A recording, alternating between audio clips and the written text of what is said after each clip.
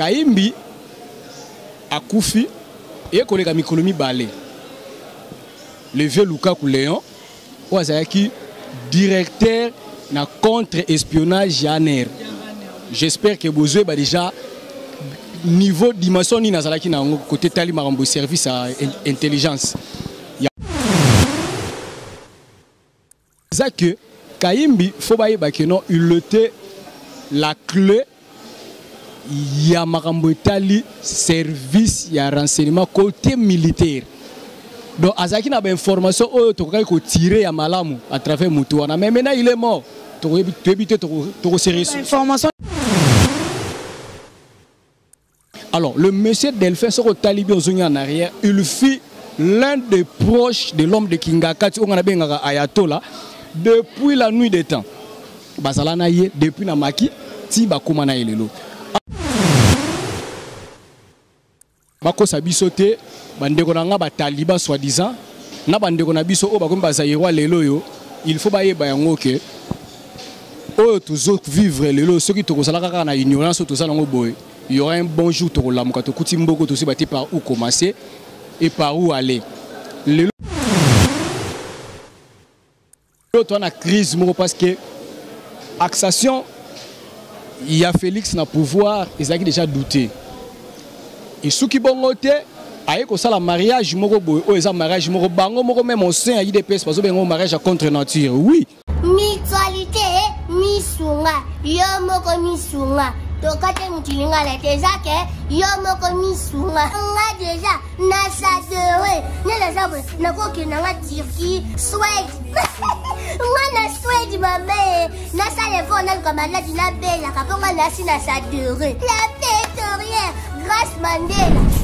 Voilà, Missunga ya Grâce Mandela, la pétrolière quoi. Donc ngai na sina sadere et puis ministère na matu baza pe kuna na bosenga bokende kuna parce que ngai mo na sina sadere na ba ministère na ngai Missunga ya Grâce Mandela, la pétrolière.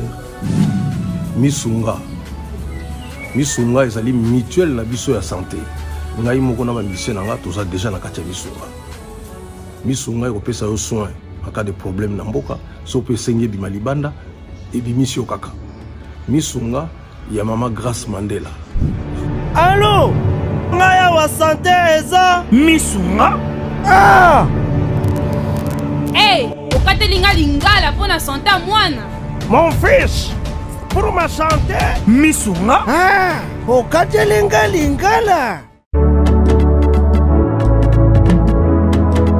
bandeko Missunga ezali kokatela mutulinga la te ezali mutuelle de santé oyo epesameli na batu nyonso employé to non employé mutu nyonso oyo akoki kaka contribuer na mbongo mukie na fin du mois po ete mokolo akobela Missunga ezwa soin na ye na bahôpitaux nyonso ya minene ya République démocratique du Congo. Soki maladi na yo bakoki ko traiter yango awa na Congo te Missunga akozwa charge na yo okende kozwa soin na bamboka lokola Afrique du Sud, Turquie, Suède, Russie, to Inde. Kala mingi te na bamboka misusu. Soki mutu oyo Missunga ezwaki charge na ye pona ba soin nzambe akamati molimo na ye Missunga akosokipe na mort na corbillard. Ate bandeko bazali libanda bakoki ko adere bandeko na bango awa na Congo po ete bazwa kaswe awa na mbongo bango bazali kofuta na Missunga ta santé c'est ta vie. Ok, un grand merci nos malandinions soya 3W Congo France. Merci pour la confiance et puis fidélité. Oyo bopesa kabiso tout informe makabino toujours Nathan Rayol. Merci. Yingai Abino servante Josephat Mwanza. Merci à le boss Didi Dipouma. Pourquoi pas à les coordonnateurs Mona Cédric, pourquoi pas au caméraman. Merci, je reçois pour vous Aza jeune activiste Eric. J'espère que avant que tu nous présenter, tu peux se présenter parce que les ambaliboso tu yambe awa na Congo France, tu meka kobeta masolo ya politique yambo kanabiso et puis sur l'actualité où ezali ko s'est passé sur toutes les classes politiques et puis mort ya Rossi Mukendi 2 ans nae ou déjà les caméras toujours continuer toujours na activiste na biso na mémoire yende azamié placé Yakobe Telabiso Masolo. Eric, bonjour. Bonjour maman Josephat. Ok, merci, j'espère que et aux allez mieux on s'est présenté na bande kotope na internet au bazolanda. Bon, ngai kombo na ngai Eric Nakuila. Mais bandeko mingi ba ebelinga na kombo ya Eric activiste ya mouvement citoyen Filimbi. Naza analyste politique, militant pro-démocratique. Naza jeune oyoyo to salut lutte jusqu'à preuve de contraire, tout ça continue comme ça la lutte au Italie pour apporter changement dans mboka na biso Congo. Ok, merci beaucoup Eric. Tobetanon Masolo et concerné nous général Delphin Kaimbi. Delphin Kaimbi bino ba jeune activiste to éviter FCC on bat ba ko kufa ka ezanini bino bat bozami placé analyse ni no kiko sala par rapport ya ba mort wana wezali kolanda toujours na ngamba FCC. Bon, comment na liwa ya Delphin Kaimbi le général ils ont moi parce que tu perdre mutu. Oui, c'est vrai parce que ils ont mutu moko ta CP là na kukufa ya mutu. Soko kufa là ndo ba pasi wana. Mais liwa na ye eza liwa moko eza un peu suspect. Il faut jusqu'à preuve de contraire les lots tous na ba élément o ezo quoi prouver que le monsieur a été lui-même commanditaire ya liwa na ye. Donc on dirait mutu moko yemo. Suspect parce que azaki moko ya l'homme de Kingakati tondi. Bon, s'il faut parler de ce sujet-là, na recommandé wana. Na linga ina lobaboye. Déjà liwango est déjà suspect pour la nini. Le monsieur a été démis de ses fonctions, ba auditionné le premier jour. Le jour où senga qui aya susu pour comparaître susu, nde na ba 3h du matin, ba ekukuta mutakufi, soi-disant nanda kunaye. Mais ce qu'on l'a dit par rapport à ba témoignage ya mwana na ya mwasi alobi makambo mususu ozui ya épouse na yepe asaki pe déclaration mususu les deux témoins ba pesi version mon côté soko sali ba analyse ko mona ke no liwa wana eza suspect pour nini Kaimbi akufi et koleka mikolo mibale le vieux Lukaku Léon oazaki directeur na contre espionnage Janer. J'espère que Bozoé ba déjà niveau dimension ni nazalaki na côté tali marambo service à intelligence ya mboka na biso. Donc kozonga muke et pas ya nani ya Kaimbi eza que Kaimbi faut ba yeba que non il était la clé ya marambo tali service ya renseignement côté militaire. Donc azaki na ba information oyo to ko tirer ya malamu à travers mutu wana mais maintenant il est mort. Information de Tinini oh beaucoup couturé à travers Kaimbi na ebité information nini car parce que travailler qui na l'homme de Kingakati ancien président de la République Joseph Kabila tombé depuis arrivé à occupation à Congo parce que Congo est allé occuper bientôt 20 ans yango Mouzin Makizara même là biso bateau to ebela ki sourcité ils sont venus bazui Congo ba commission de butin de guerre na bango. Alors, depuis le départ à Mobutu, ce que Tali, Congo est là qu'on l'a tumba mon côté. Pour nini au sein de l'armée na biso to comment qui infiltré par des hommes oyoyo bazalaki na ba nationalité douteuse jusqu'à preuve le contraire le mboka na biso comment étalé mutunio soazane capable à roya au sakana mboka na biso. Notre service de renseignement a été infiltré jusqu'à maintenant. Tout ça na ba élément oyoyo bazaki non au moment où biso bino besoin décider besoin stratégie boye. Ennemi basé sur la stratégie nabino. Alors le monsieur Delphin soko talibé aux en arrière, il fut l'un des proches de l'homme de Kingakati on a benga Ayatollah depuis la nuit des temps. Bazalana yé depuis na maki ti ba komana elelo. Alors ce qui to fongola. Mais ndeko mais maman Josephat liwa yango na forme kufeli na façon ekufeli yango. Vous avez montré que nous a suspect. Ti le loyo la police scientifique va repérer biso réellement cause ya mort na été tous eux bata kufeli na nini Les autres ont dit que non, oh, il s'est tiré une balle dans la tête. Mais Moutou n'est pas normal, les gens n'a pas cité. Alors qu'ils ont déjà suspect déjà. Et que l'on voyait, on a attaqué quoi non, disons, lui a attaqué Nani, le vieux Léon. À couper à mort, à bongo, à suspect, à ndengwana. Au moins que non, c'est un message déjà où ils ont annoncé que non. À mon avis, un tel analyste que je suis en train de faire, c'est comme si c'est le nettoyage. Il y a éviter les éléments nions surtout qui proche qui au service il y a Kabila parce que qui service à la nation qui au service à Kabila le logo là a monique non a commis déjà dans ma position de faiblesse. Il faut balayer les témoins gênants surtout pour que charge soit un peu réduite. Peut-être na tendance parce que la liste continue. Lobby sous la mukaboto sous mutu so kufi. Ti succession il y a mort wana ils ont continué au pouvoir on ngeni. Donc mort na bango ça mort moi ça prémédité ba cible qui bango déjà que non il faut pas effacer bango pour que ba tracer ba na te mettre finir par ba trace wana. Parce que il peut mentir tout le monde mais il peut mentir un groupe de gens mais il ne peut jamais mentir tout un peuple. Merci Eric. Tout le bien nous pouvons mouiller situation politique. Yambo Canabiso, il est tant qu'analyste politique, jeune activiste. Situation politique en Bourg, c'est tout le monde qui peut être ministre et Babima. Ça a pris du temps. Les lois mandataires pour nous nommer des jeunes entreprises. Ça a encore pris du temps. Alors que tu dis que le chef de l'État a ces monopoles-là. Qu'est-ce qui fait que est traîné? Et puis, situation politique, est-ce que tu as une crise ou bien tu as évolué? Il faut être... J'espère qu'il ne faut pas être aveugle pour comprendre qu'au Congo, ça ne marche pas.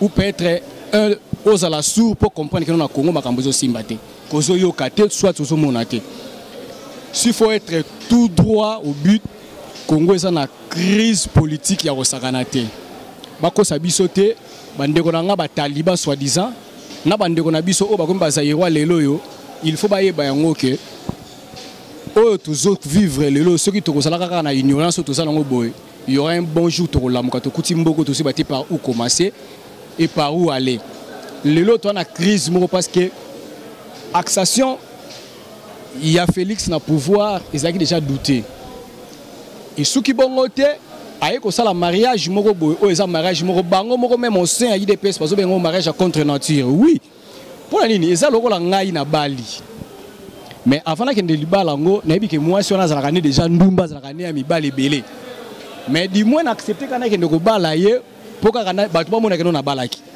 sache-le bien na c'est que na ndiminion so ko yena comme conséquence ce qui lui wati maladie ce qui maladie humiliation na miso batu donc président Félix malgré le président Kabila, malgré son Andima qui a sa coalition. Oui, parce que. Parce qu'Andima est coalition, FCC n'a pas. Oui, parce que. Toloba qui a bien de le début, biso activiste, il y a un mouvement citoyen, nous sont confondus. Déjà, processus électoral, qui est déjà biaisé. Ce qui personne politique na biso, soi-disant opposant, parce qu'au Congo, il n'y a pas de vrais opposants. Il n'y a que des opposants fabriqués. Ceux qui qui bisou, on n'allait pas arriver dans autre commune. Ils sont tous dans les mêmes sacs de farine. Même sac de farine. Pour le lot, ceux qui tournent qui et qui comprennent qui bisou langage bisou activiste donc non, nous voulons premièrement une transition sans Kabila. C'était ça l'objectif. Pour maman, tous on na moi sima.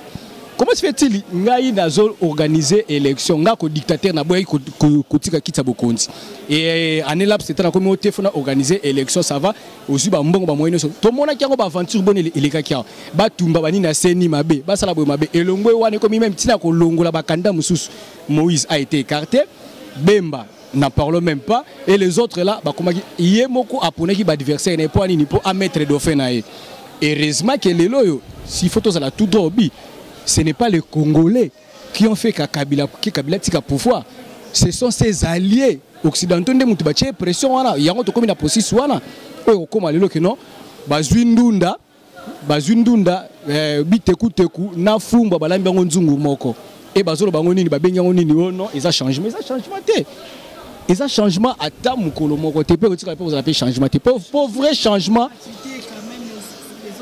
gratuitement zo belango na kisasa hein kende na au fin fond na ba mbujima na ba mboka kati na kende ko mona jara gratuitement za ndenge nini les enseignants ne sont même pas payés bao ba mususu wana fallait basa la mécaniser jusqu'à présent le côté gratuitement to boya ngote mutu ne soto ndima ponga pena na mwana na tangisa ka mwana parce que s'il faut accepter gratuitement to ndima gratuitement ezala gratuitement moko ezala pena gratuitement moko cohérente mais ça gratuitement moko d'une manière un peu partielle et ça gratuité parce qu'il y en a d'autres enseignants bazo mirmire tielo bakomo tangisa neti kaka ofele bakomo sala bénévole ndeko benga onde gratuité yangwana et ça gratuité mais gratuitement moko préfabriqué.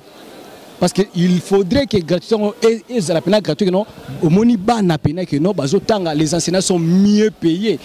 Ma cosa qui bango bango la bango salaire, je ne pense pas que nos salaires ont matin qui est l'autre côté. Tout est bloqué. Et pourtant pour mettre biso que na un changement yango c'est bon bien te vendre tous la changement yango wana. Ya mabeza nini peuple congolais jusque là à un état ignorance. Yango monique makambo nyonso tout oyo ba politicien na biso ba lobaka. Peuple congolais ayo kaka et avandane kimia lipa e mata lelo lipe koma ndenge nini batikala ka forma lipa ngwa munene mais ba kondisa na bango na kati pour grammage si ba réduire toute nani capacité grammage lipe tikala kaka échantillon pamba mais to lobela ka yango te lelo yo e belé ndenge to zaboy même pour foutre la banda ko e ba parana na bango comme problème to ya dollar comme combien lelo bango moko au sein gouvernement ya mala mozo marché kunezate wana funda muninga ibaki mbongo boy wana kuna sala boy ozuba diaspora otondi si ba masa na onyo surtout na kata ya présidence oyo ba ibata Congo te atika Congo tamsuna ja 15 à 16 ans asali 40 ans na poto ayeboy ayibata Congo te yebisanga mutu abongo tango zoya weekend okomone na niangwa kemela masanga bazola kotonga bandaku kolinga basi bana mikenyo surtout console ole basala musala ya l'état ndenge biso ndeli bango ba ko sala ngote ils sont là. Quelqu'un va voyage, mais en réalité rien. Et là, on a ça le matin. Nous avons un peuple congolais qui faut ailler bangoki. Tant qu'il y a ignorant. État des droits de Jésus monana. État des droits tout le monde déjà à Africa bakangi et ça va nous besoin interpeller bango parce que la liste est continue état des droits au monde bino bolingi et ça la mandengeni bino bolingi et musala et ça la comment déjà Africa bakangi oui.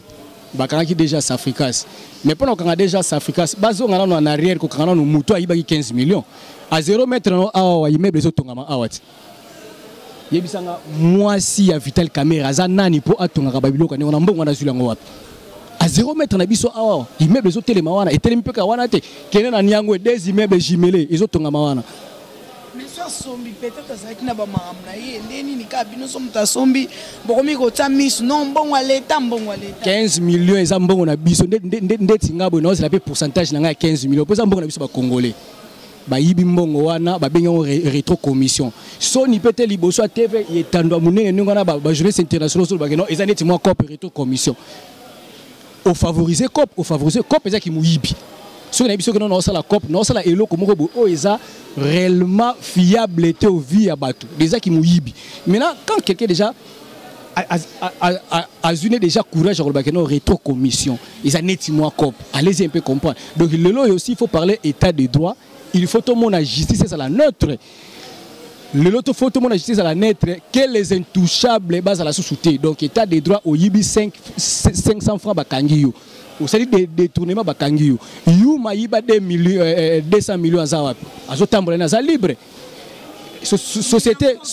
société égale yo oya mama Olive na Yuma na Kabila basala société na bango bakosa bato bakosoma bateau de pêche basoma bateau de pêche te il faut ta taxe à l'état te il faut ta impoter un carton il y a un peu de nabibi depuis na bango époque orgama na tango mbutu tilo et mata prix ça à $3 mais bisanga carton peut le à combien allez un peu comprendre mais Yuma dossier utako ningana awa et puis un chadar a télémina micro à lobby que non oya ko toucher Yuma to ba paralyser mboka depuis on a pas le ba yango pe ba toucher pe Yuma pété Azawana, il est libre, il circule. C'est pas parce que Abangi c'est chef de l'État. Chef de l'État qui est Mokondi, père de la nation, il doit toujours garder les calmes, mais il sait comment, manière ni n'a qu'aucun copinir batoine. Exactement que le quoi Chadar à l'obi bongo, faut chef de l'État pas les cas, à l'obango à répondre Chadar quand même. Chadar n'est rien, devient chef de l'État quand même. Maman, aux parents, oui ou non? Maman Joséphat, aux parents, non? Ouais. Moi, je suis impoli libanda, a fini moi, un voisin. Polingara, moi, il faut caresser. Robert Haït. Pour la unité, depuis Malobane Salama, Marambane Salama, sanctionné été. Pour la unité, PGR na biso. Depuis que Marambane Salama, le PGR a son quoi. Qu'on sa la banquette, au Isaac et non, et même biso jusqu'à y a découvert vérité. Il y a 200 millions en athée. Parce que y a 200 millions, maman, dossier, il y a kilos, 200 millions, 200 millions, titre et dossier. Donc, trop de détournements. Na makamba ba carré miné na katikuna. Et puis si il y a anarchie financière ezakuna ko sakanati. Quand je dis l'anarchie financière, nakata 200 millions wana. Ba carré miné zakuna. Makambu ya ba vente d'armes zakuna. Makambu ya songolo pakala ba minerai akoteka minerai lokola. Oh yo zolo bozo zwaka ngwapi. Na 200 millions il y a Albert Yuma Wazaki ancien PCA. Pourquoi Aza inquiété? Pour Aza Yemogotin, la liste est longue. Mbongo Kongo comment relia malwa likelembate. Le yo muto relia 100 millions hein. Lobinga na relia 150 pour na futa pe nyonga 50 na pona 600 chantier na ngai. Mbongo Kongo comment relia mabongo. Yango moni bango ba que non, nous devons garder notre mine d'or. Donc le Congo comme une mine d'or na bango.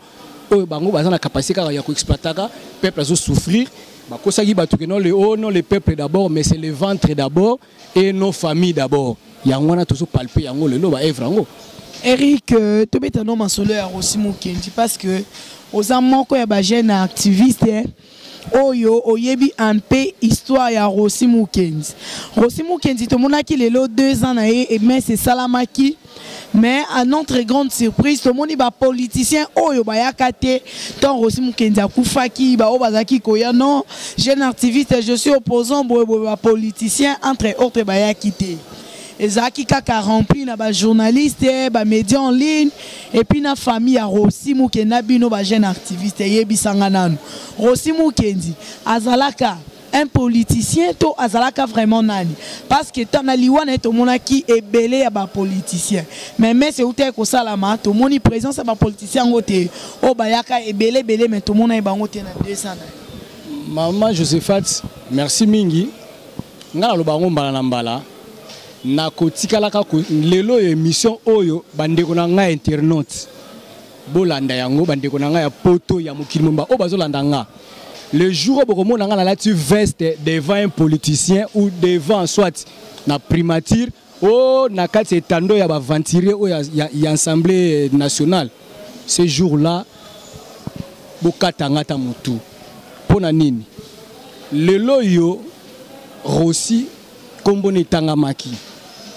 Tous les politiciens soi-disant opposants, tant Rossi a Koufaki, Bayaki, Balati Likambango, c'est comme si on dirait que tu Rossi a cousin na bango, Noko na Mwana Kazi na bango, frère na bango. Alors que Rossi n'a jamais fait la politique. Rossi n'était qu'un activiste, un militant pro la démocratie.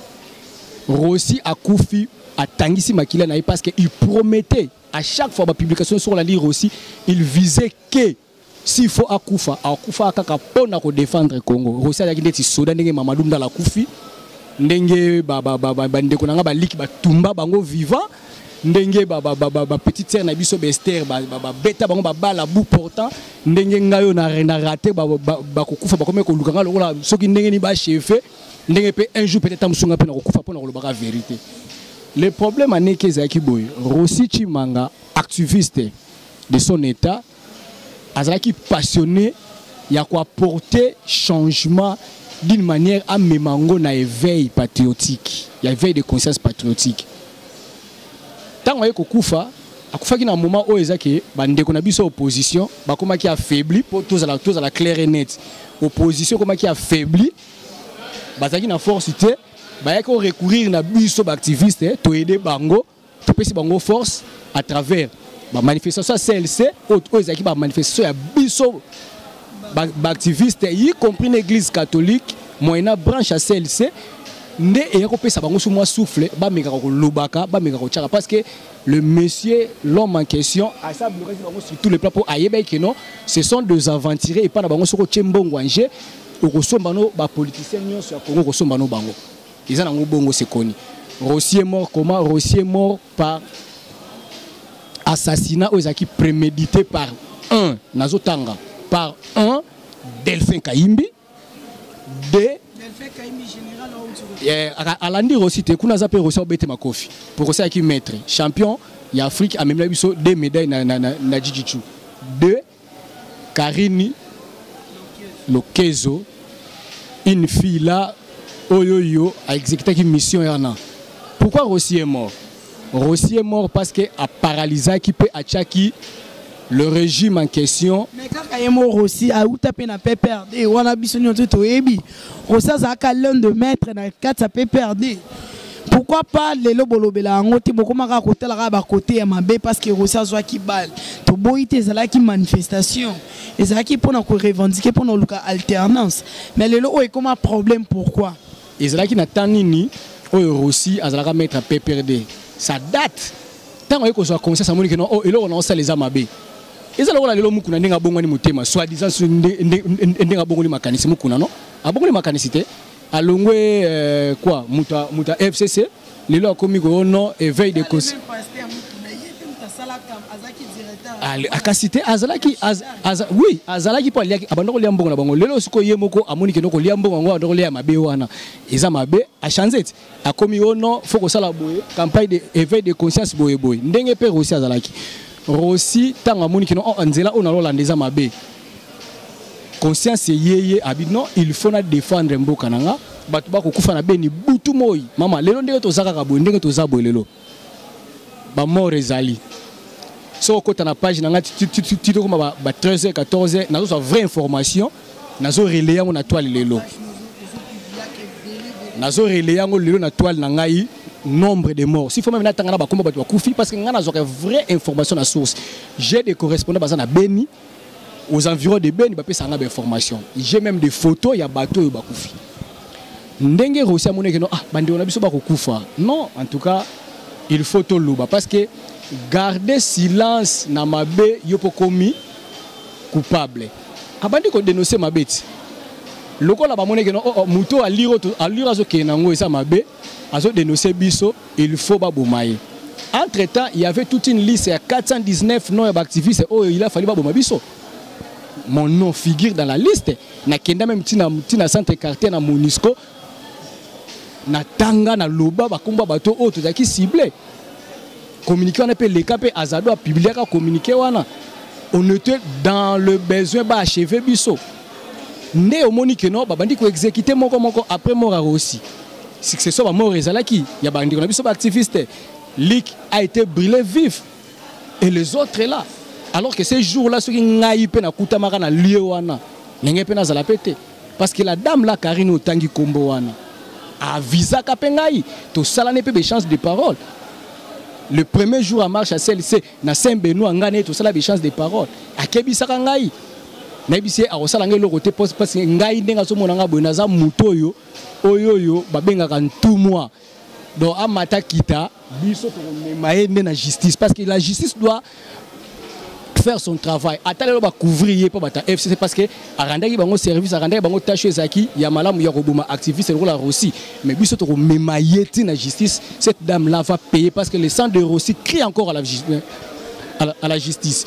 To keneti na suka akokangama et na ba commanditaire déjà le kola ndeko nanga sa précipité ko kufa na gloire à Dieu âme na etelengana nanu jusqu'à tel point to rendre justice na nzoto Rossi pour Rossi akufa ye mon côté. Rossi a koufi na souci wana papa na bango eko kufa webi ke soki batu bazalaka te le jour to solaka na papa ba Rossi ninga na soupçonner ke ngam na sala mabe wana parce que ko solaka ndenge to vani na yo boy ndenge nga na telemi na papa ba Rossi ko telema na telemi na kini ko so transport papa na pas ko ndako akende ko se reposer nda kuya ka bando sanza makila alors s'il y avait pas de témoins ndenge to vandaka ndenge wana la famille biologique, il y a aussi benga soupçonné parce que je fus le dernière personne où ya solana papa ba aussi boy oh pas benga na téléphone to fani to solone à Nathalie que non photo ça la boy to ça boy et le loyo famille wana ba na perdre deux personnes oh baza trop cher maman wana tika li veuve à perdre batumi ba la perdre mobali na ye à perdre na mwana na ye o azaki balona ki espoir na bon que non mwana biso mobali ko aider biso na vie akenda ka ndengwa. Ok, merci beaucoup Eric, merci Bandeko Balandi. Azali Eric, Aza activiste, Aza analyste politique. J'espère que Masole Bele Torso l'année prochainement, Vic Ngonga, Binomo Boyebi, mais pour tous ceux qui sa émission Nabiso, Tokena Motuna Yandeko, honorable Mike Mukeba, Eli de Lingwala. Mike Mukeba, cours constitutionnel et Kati déjà Makambu pour que Babi Misae. Et Panzani na ba réseaux sociaux Mukeba est libéré. Mais en réalité, honorable Mukeba est abimité. Soit disant un DG de Makala, il y a prison centrale.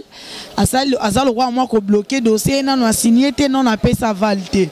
Est-ce que c'est à lui de prendre les mots d'ordre pour na ba juge à cour constitutionnel ton ngeni analyse ni okoki ko ça papa wana état qui est un activiste des droits jeune activiste et puis analyse politique.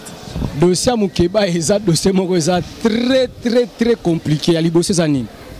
Les lois qui tozoé ba 15 millions, c'est grâce à Mukeba. Les lois qui to découvert ba mususu sa simata ngo bato ba ko pouvoir o bazu pouvoir ya cohabitation o bazana ngo lelo boye, c'est grâce à Mukeba.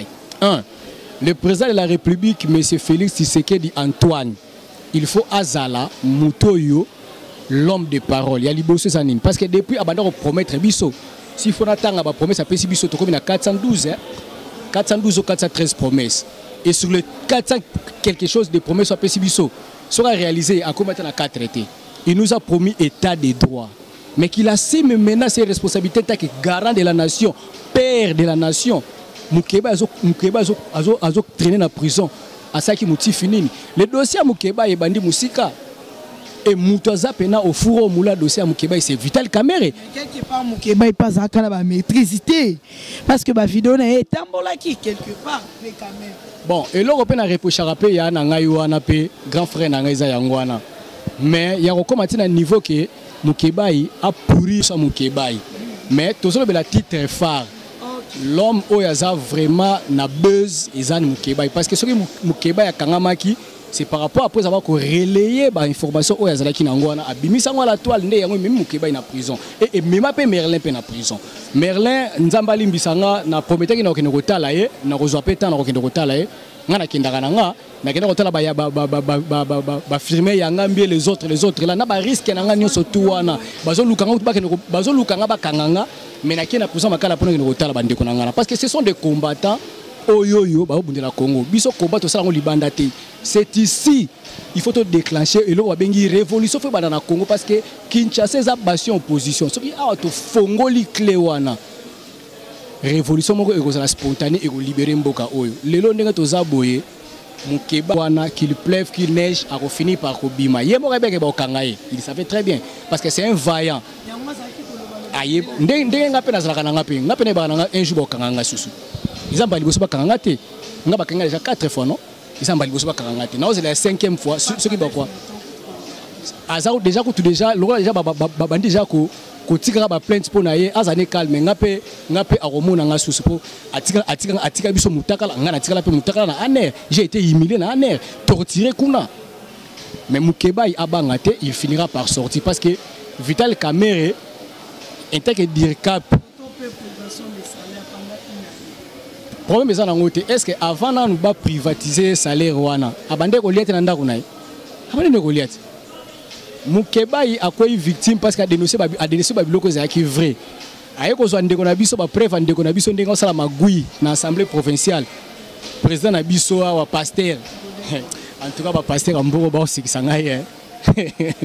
Pasteur mais pasteur Godem Poyi soko tanga ka Bible vraiment pardon il est nyonso et plutôt tambola la sincérité. Ce que ba mbengo pasteur luko za la pena na droit chemin. Parce que Moutoussoka lobby mabe, yo homme de Dieu, so comme nous mabe, mais mai na nzela talisa ke no olobi za mabe mais lokola yesu koyo sikoyo naki politique opende yango naki politique yango nde mukeba alobaki ba vérité te mukeba yakosaki na ye peut-être si faut tozala clair obi tozomona yango lelo on a espéré que mukeba quoi Godin Position ka zui assemblée provinciale tokomona makambo malamu tozomona nini y a rien kende retour ba député provinciaux na ville na biso Kinshasa ba ebiso ce qui se passe là-bas non parce que basa naïf ba ko kolobango te pour ça ba lobi ngo pe ba ko biso pe gogo mukeba ezwaki mais mukeba lokola ndimine comme ma charge wana il fait la prison ya yona ngai ne ba congolais mususu il est là il souffre mais on finit par parce que c'est un vaillant à Obima la vérité to tchiko na se ya mbabulo kundiango mais tant que sa vérité est ko tobola et ya neti mai boko kanga ngonzela mais ko finit par ko beta. Est-ce que son directeur général il y a prison centrale ya Makala a détenir nanu décision on a au cours constitutionnel à Pessi par rapport à libération il y a un prisonnier quelqu'un directeur ngo yebi makambasa na prison Makala muyiba liboso na azo yiba na ba mbonga ba ration ya ba pousser ba liaka no bien te oui bien alingi tipo na lingi cop na niveau osakana te et il est de qui il est de FCC batakinga kati bakenda Renault Butumoy yebisanga siko soka zwe injonction moko X ekuti pa Y simba mutu na osani tout le monde yango to vivre comme on dirait tous ça prisonnier moko bona kati mboka na biso moko des prisons à ciel ouvert et salami na kati mboka na biso. Donc batwana ozotanga bakombo wana ce sont des gens là oyo ba memi mboka oyo na iloko ba bengi dictature parce que bazwaka ba injonction uti na kingakati et ba komisa Congo comment dit tinda kuna bango soki kabila bibete langa mutu X abeti soki ba mutu Y abeti et ils sont là bazo ko exécuter ba ordre ya roi na bango wana oyo ba komisa lelo yo ayatola na bango autorité morale mais bazala bango tranquille ils paieront plus fort il y a ba crime bazo sala ba ofuta yango parce que tozo ki na bango malembe jusqu'à tel point to ko instaurer le ba bengi changement.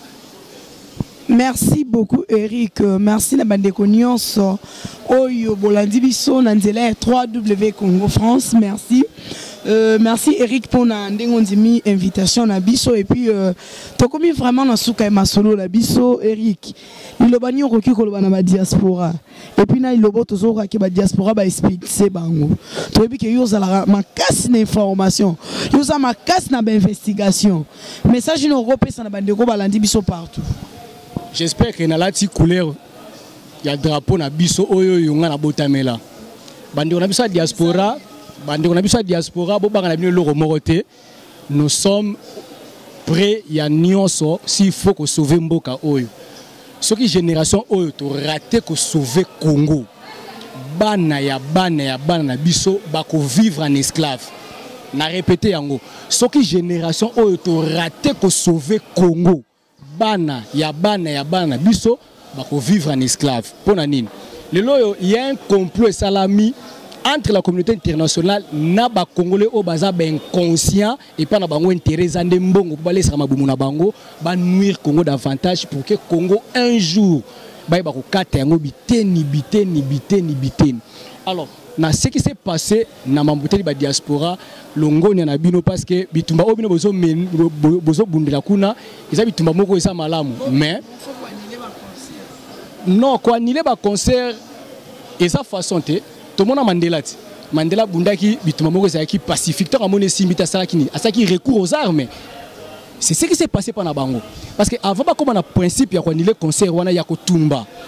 Ils ont écrit moi nazana ba photocopie ba ligne ba tinela ngai ba ndeko Eric Tokomaki préfet ya Paris abisi bango nazana nga prêt à annuler concert mais concert na bino komi politisé.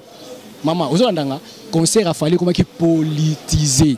Les loba combattants au bazo finga ba combattant bazo bunda lelo. Bazalaka wa pilobi. Yo tango ba combat combattant obe ko ipo banane. Bataille de pesité. Pour bazo pouvoir ba comme na major ndé ba combat comme mabe. Tshisekedi les pères de son vivant tango ba bunda. Tango zo kende de poto ba o bando ba banane. Ba combattant oté. Pour bazo pouvoir le combat comme mabe. Non, ba tika bat na idéal na bango. Bazana objectif au bazo ko atteindre.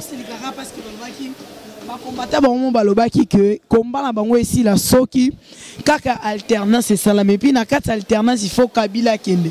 Kabila déjà qui à quoi sert de continuer des combats? Alternance c'est salami oui. Alternance moko ya kizoba monter de toutes pièces. Kabila est parti, mais il n'a pas bougé. Kabila est parti, mais il n'a pas bougé. Pour les lots, tu y bien une histoire qui président de la République à Longwe. Tout le monde a une chaîne dans le pays. Il n'est plus président d'office à cause de l'écarté, même dans il y a une politique à Mboka.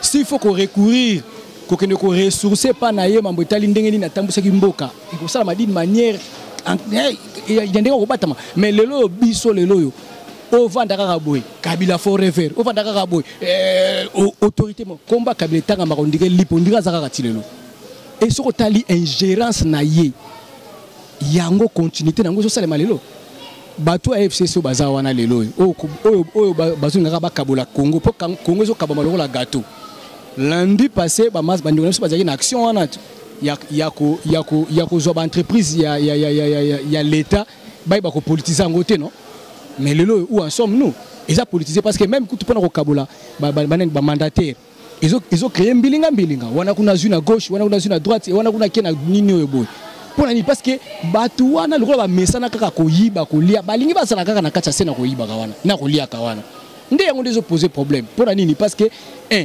leader na bango atikela ki bango liberté laisser aller yiba na yo sala nyo soza nango ngai kaka pouvoir nanga kaka ndenga mobutu yango na peso continuer et yango peut tozala ngo parce que le régime n'a jamais changé.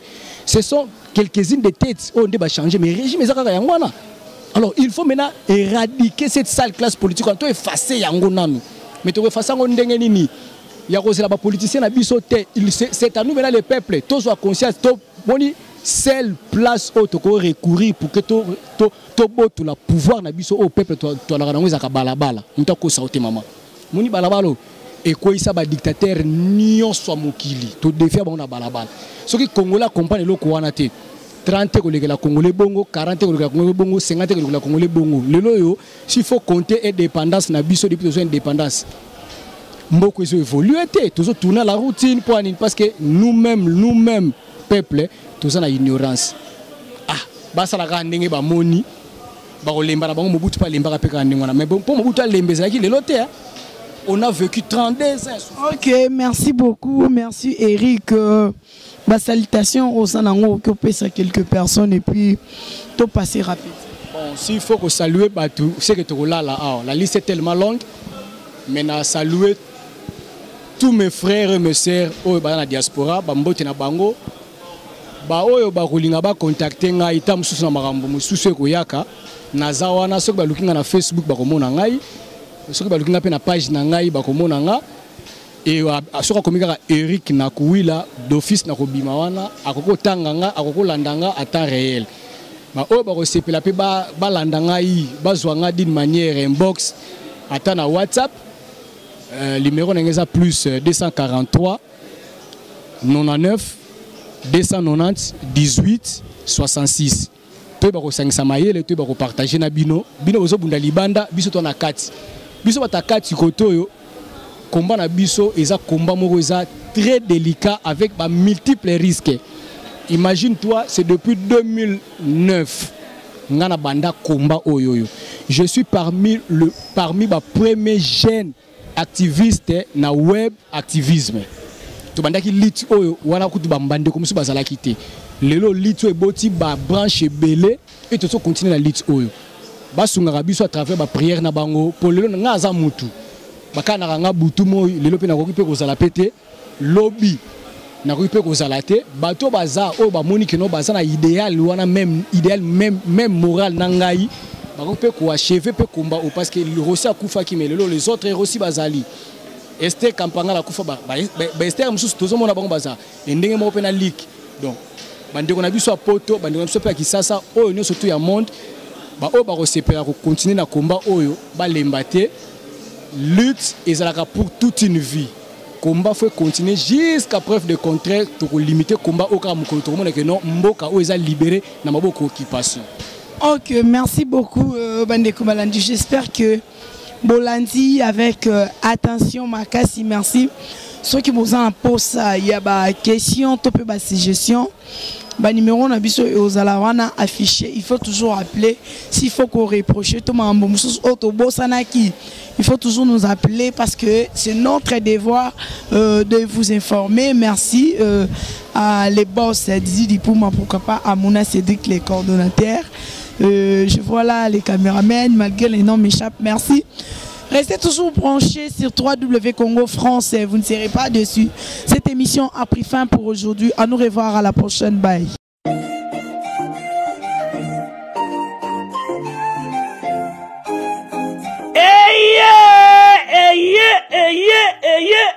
Papa, maman, tunanga nini eloko tozalaki kozela yango yo pona ba séjour na bino eleka malamu na Kinshasa Kin Label, agence de location de voitures de luxe awa na Kinshasa.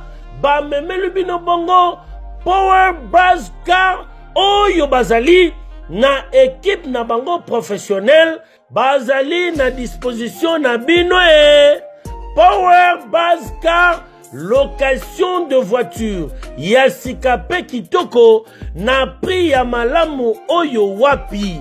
Okoki ko contacter bandeko ya Power Buzz Car na ba numéro oyo plus 243 85 151 5000. Topé na plus 243 82 23 86 668. Beli Soussou na www.powerbuzz-car.com. Topé na contact email contact@powerbuzz-car.com Ozamo Bimba. Bana Kinshasa, tosa la confiance na ba professionnel ya bandeko ya Power Buzz Car oyo bapesi offre spéciale pour na bino nyonso. Boko louer ba voiture pendant un mois na séjour na bino oyo bozali na yango awa na kati ya Kinshasa. Benga ndeko mobali ndeko mosi bandeko ya Power Buzz Car po bazali ba meilleur na domaine ya location ya ba voiture de luxe. Power Buzz Car eye kosilisa ba tracasserie nyonso ya transport ya ba délégation spéciale na bino ya famille pe ba transport nyonso privé oyo bozali na yango. Solution ezali kaka se moko Power Buzz Car oyo ezali solution ya suka po na déplacement na bino nyonso express. Po na likambo ya qualité pe quantité na ete mituka nulle part ailleurs au Kokuta yango kaka na Kinshasa en particulier pe République démocratique Mobimba kaka epa ya bandeko ya Power Buzz Car avec impact. Power Buzz Car musala ya ba professionnel pe na sécurité nyonso. Power Buzz Car, le travail des professionnels. Que yo, oui.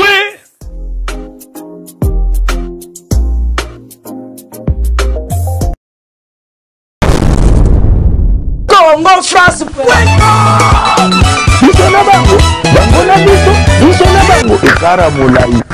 France.com, site ya Kolo Masolo ya danger, Masolo ya kitoko. Congo France.com.